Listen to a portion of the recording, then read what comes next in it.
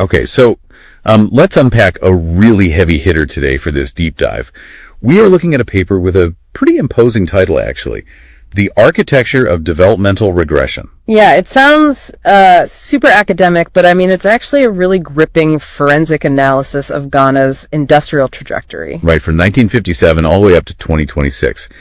And this analysis comes from the Common Purpose Alliance, Ghana, or CPAG. So our mission today is pretty straightforward. We are trying to understand the mechanics of the divergence. Exactly, because you have to wonder why Ghana's development path split so sharply from peers like Singapore and South Korea. Yeah, because looking back, they basically started at very similar starting lines. In the early 1960s, Ghana had a GDP per capita of around $180. Singapore was at what, about $430? Right, they were totally in the same ballpark. And today, Singapore is over $88,000, while Ghana is hovering around $2,400. The source argues this wasn't just an accident of geography or resources, it was a fundamental difference in their operating systems. Let's look at Ghana's original operating system, the Nkrumah era. The notes highlight the 7-year development plan, and the data from that time is wild. Manufacturing output was growing at 13% annually. Its share of GDP rose from just 2% to 9%. The state wasn't just regulating. It was acting as the entrepreneur. And there was this great visual example in the paper about the city of Tama. It wasn't just a construction project. It was a philosophical cage match between planners. That really illustrates the tension. You had Alfred Alcock, the English planner, who wanted these neighborhood units. It was essentially replicating an English village style. Which is cozy, but totally backward looking. You can't run an industrial revolution from a garden city. Right. So they switched to Constantinos Doxiadis and his concept of acoustics. He laid out this gridiron model designed for unlimited growth. A complete shift from colonial nostalgia to high-speed efficiency. Yeah. But then the system crashed. February 24, 1966.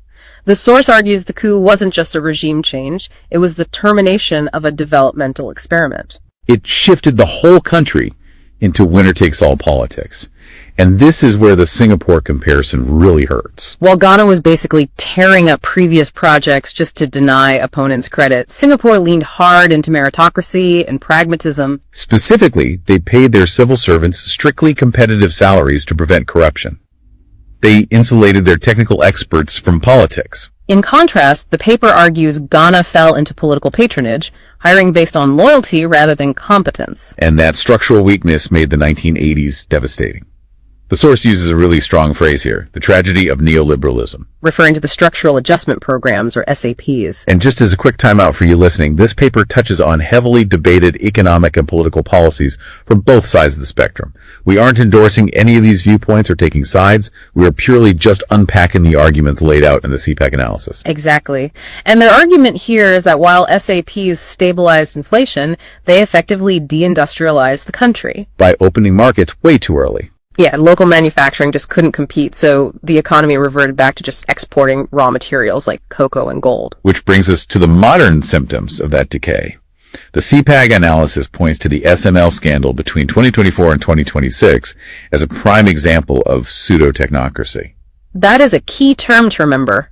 It's when the state hires a private middleman for revenue assurance, something the state should absolutely be doing internally. It weakens institutions by creating parallel private bureaucracies that just bleed public funds, which hits you directly in the wallet. Look at the utilities. Tariffs went up in 2026, even though the currency had appreciated. The source calls this the inefficiency tax. Consumers were forced to pay for 27% technical and commercial losses.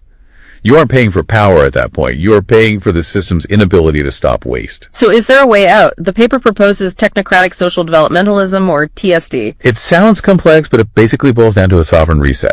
Betting on yourself. Instead of running to the IMF for loans, the source suggests mobilizing Ghana's $25 billion domestic pension fund industry to finance industrialization. And on the tech side, they call for digital sovereignty. Implementing automated systems like SCADA for utilities to just remove a human error. And remove human discretion from revenue collection. Automate the process, and you strip away the opportunity for patronage. It is a bold vision to insulate the money and the brains from the politics. The source concludes that Ghana's regression is purely due to failing to insulate technical management from that political volatility. But they also push for a 24-hour economy run by this technocratic elite, which raises a massive question. Right. If this implementation gap is really just a result of political interference, would handing the keys over to a strictly technocratic elite actually solve the problem? Or would we just be creating a new, untouchable class of gatekeepers who answer to no one? Efficiency always comes with a price tag. The question is whether it's one you are willing to pay. Something provocative for you to chew on today. Thanks for joining us for this deep dive. Catch you next time. Okay, so let's unpack a really heavy hitter today for this deep dive. We are looking at a paper with a pretty imposing title, actually. The Architecture of